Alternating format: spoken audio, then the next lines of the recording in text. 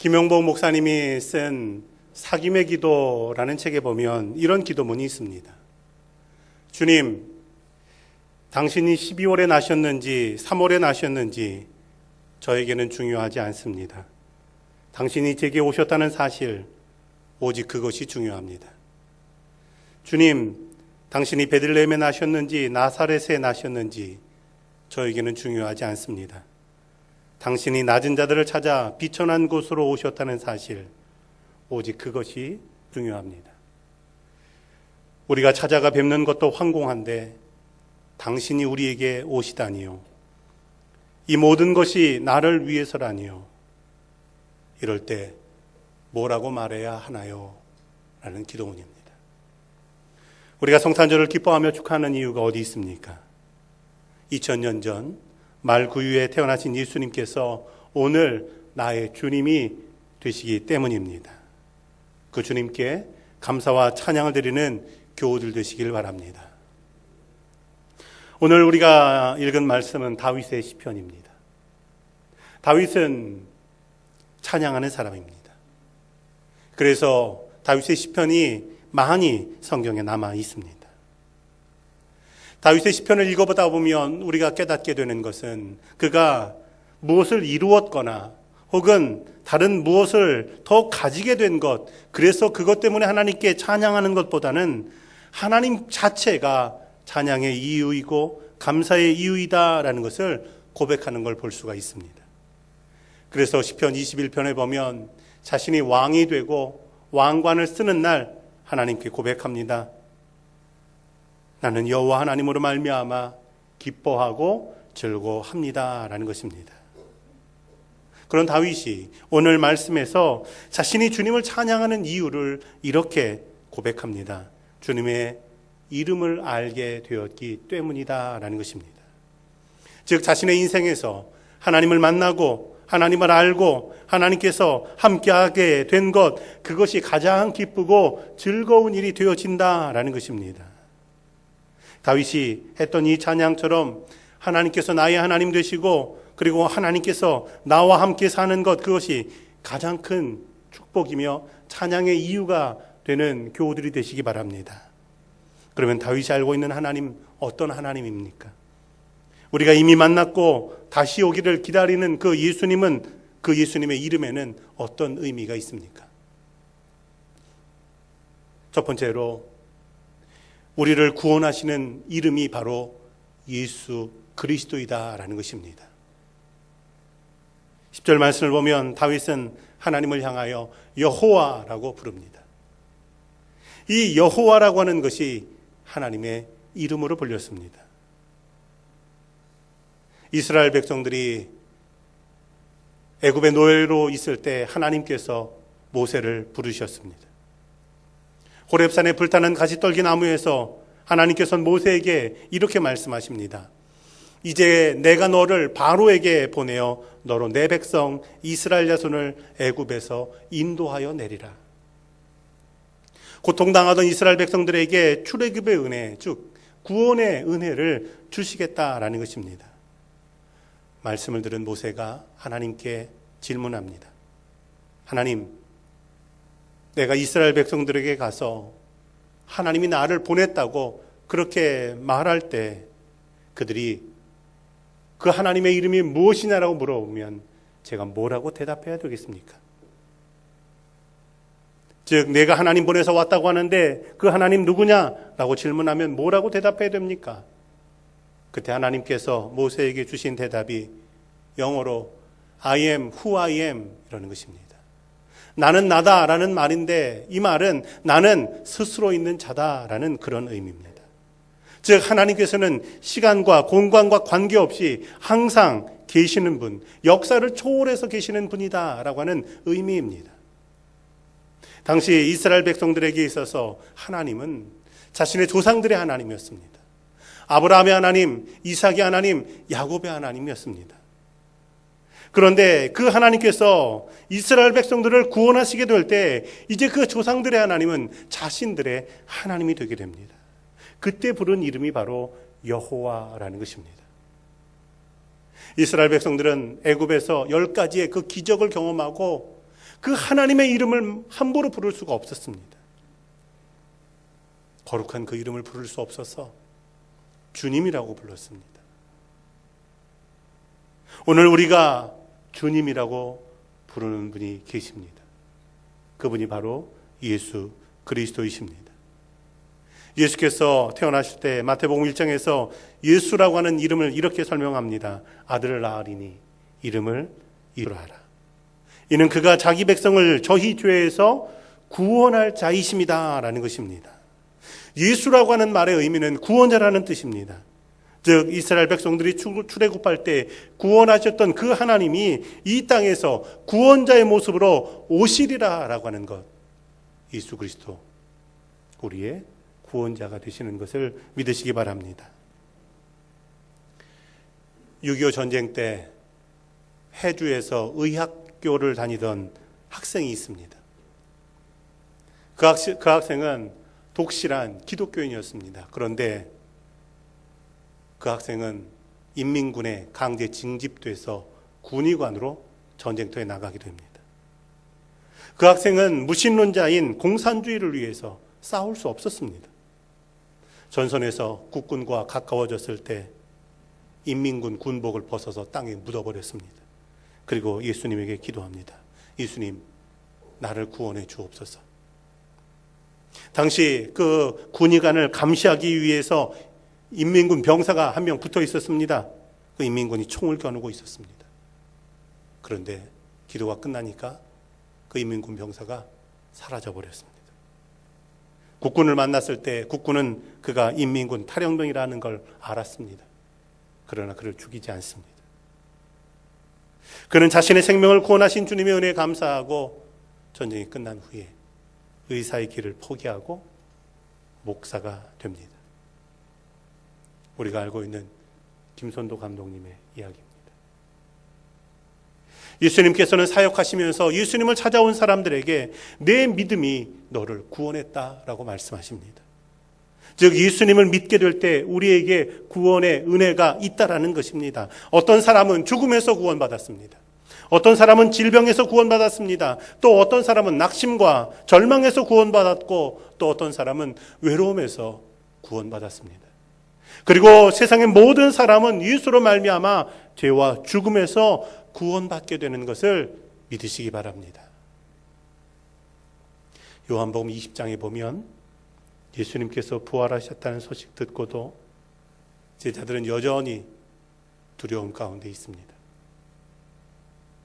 부활하신 주님께서 제자들을 만나 주셨는데 도마라는 사람은 나는 그 예수님의 창자국과 못자국을 만져보지 않고는 예수님 믿을 수 없다고 말합니다.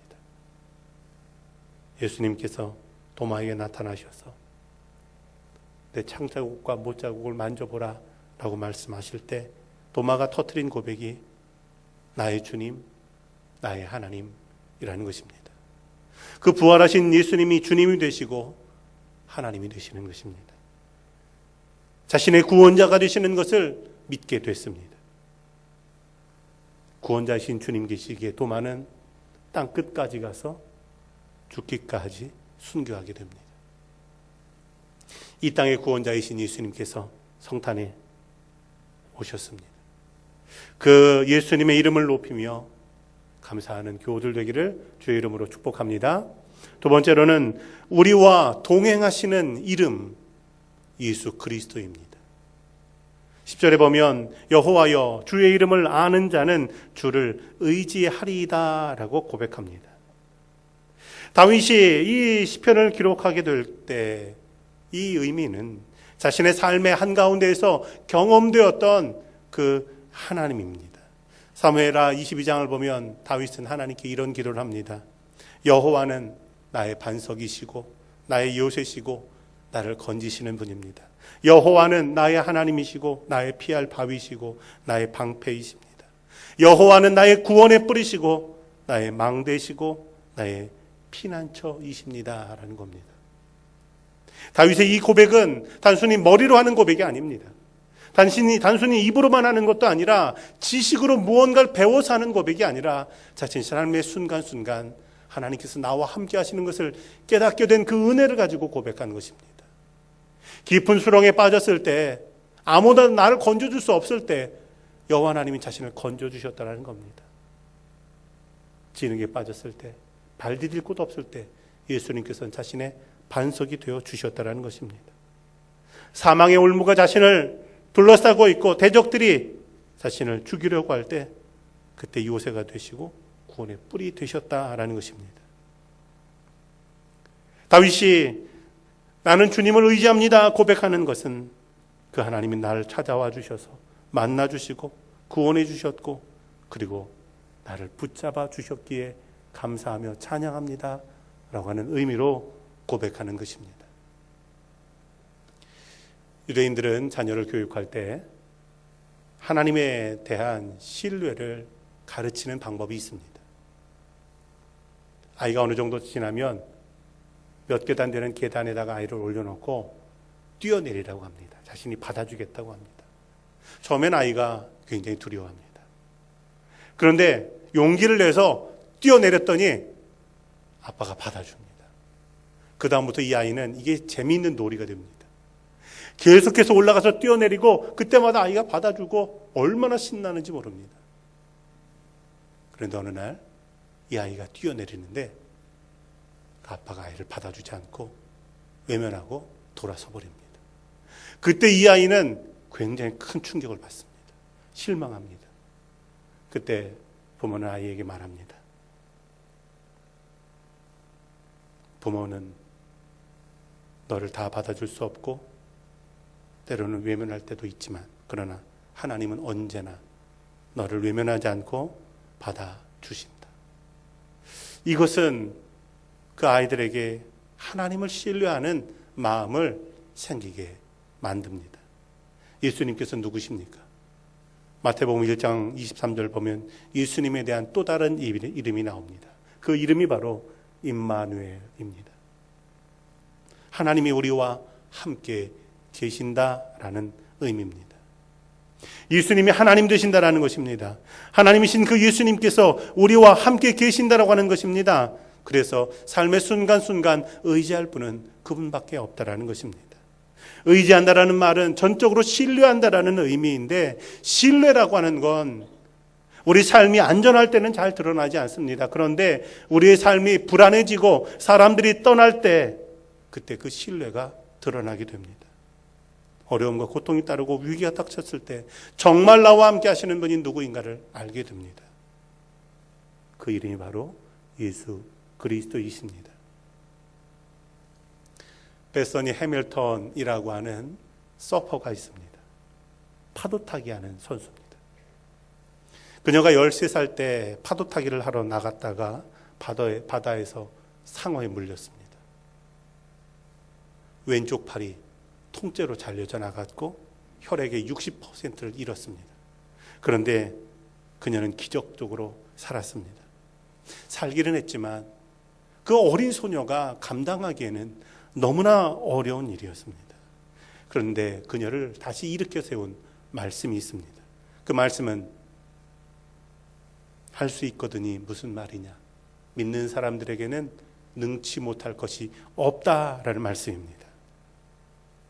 그녀는 다시 파도 타기 시작했습니다. 한 손으로 파도가 있는 곳까지 헤엄쳐 가는 것은 어려운 일입니다. 한쪽 팔이 없는 상태에서 파도 위에서 균형을 잡는다라고 하는 건 정말 힘든 일입니다. 그런데 그녀는 다시 일어납니다. 2016년 피지에서 열렸던 월드 서프리그에서 세계 랭킹 1위였던 호주의 타일러 라이트를 꺾게 됩니다. 그녀는 이런 말합니다. 파도 위에서 한 팔로 균형을 잡는 건 어렵습니다. 그러나 그 팔로 주님을 잡고 있으면 어렵지 않습니다. 사도 바울은 예수님 믿는 사람들을 핍박하고 죽이려다가 예수님을 전하는 사도가 됩니다. 바울은 말합니다. 이제 내가 사는 것 아니요 내 안에 계신 그리스도께서 사시는 것이라. 그 예수가 지금 사도 바울의 안에만 살아계시는 것이 아니라 예수를 구주로 믿는 모든 사람들, 그 사람들의 삶 가운데 함께 살아계시는 것을 믿으시기 바랍니다. 어떤 상황 속에서도 나와 동행하시는 예수 그리스도를 바라보며 나아가시기를 주의 이름으로 축원합니다. 마지막으로는 우리를 용납하시는 이름 예수 그리스도라는 것입니다. 다윗은 10절에서 고백합니다. 여호와여 주의 이름을 아는 자는 주를 의지하오리니 이는 주를 찾는 자들을 버리지 아니하시님이다 라는 겁니다. 하나님께 나아가는 사람은 결단코 내쫓지 않으신다라는 겁니다. 우리는 무엇인가를 버리고 싶을 때가 있습니다. 사용하던 물건이 낡거나 고장나면 버립니다. 필요하긴 하지만 당장 필요가 없으면 버리기도 합니다.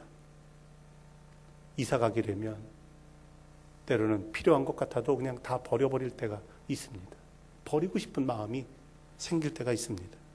그런데 예수님께서는 그런 우리를 향해서 이렇게 말씀하십니다. 아버지께서 내게 주시는 자는 다 내게로 올 것이고 내게 오는 자는 내가 결코 내쫓지 아니하리라. 예수님의 성품은 버리지 않으신다라는 겁니다. 왜냐하면 세상 모든 사람들을 다 하나님께서 예수님에게로 보내시기 때문이라는 겁니다.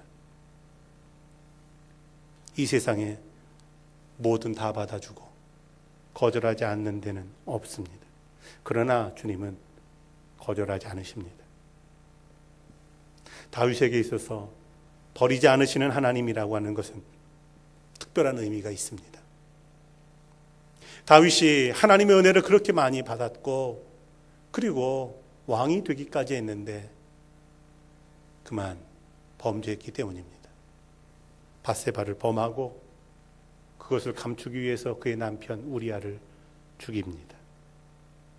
그것이 온 세상에 다 드러나게 됐을 때 다윗은 너무 부끄러워서 죽고 싶었습니다. 하나님의 기대를 저버린 자신이 실망스러웠습니다. 그런데 하나님께서 그때 다윗에게 주신 말씀은 그래도 내가 너를 사랑하노라. 내가 너를 버리지 아니하리라 라는 말씀이었습니다. 저희 아이들이 어렸을 때 저에게 자전거 타러 가자고 졸라댔습니다. 그래서 한 번은 시간을 내서 한강으로 자전거를 타러 갔습니다. 아이들은 자전거가 있지만 저는 자전거가 없어서 그나마도 자전거를 빌려가지고 타게 됐습니다. 자전거는 오랫동안 안 타도 타는 법을 잊어버리지 않습니다. 아이들과 함께 자전거를 타고 동호대교에서 한강대교 쪽으로 내려가는데 얼마나 기분이 좋고 신이 나는지 몰랐습니다. 여의도까지 갔습니다. 기쁘고 즐거운 시간을 여의도에서 좀 보내다가 이제 집으로 돌아오게 되는데 그때 됐습니다. 동호대교에서 한강대교로 가는 길은 내리막길이었고 한강대교에서 동호대교로 올라가는 길은 오르막길이었습니다. 동작대교쯤 왔는데 더 이상은 자전거를 못 타겠습니다. 빌려 탄 자전거였기 망정이지 제 자전거였으면 그냥 버리고 오고 싶었습니다.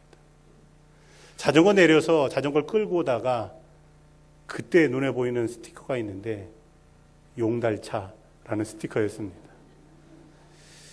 실제로 많은 사람들이 자전거 타러 나왔다가 용달차 불러가지고 자전거 싣고 집으로 돌아간다라는 겁니다.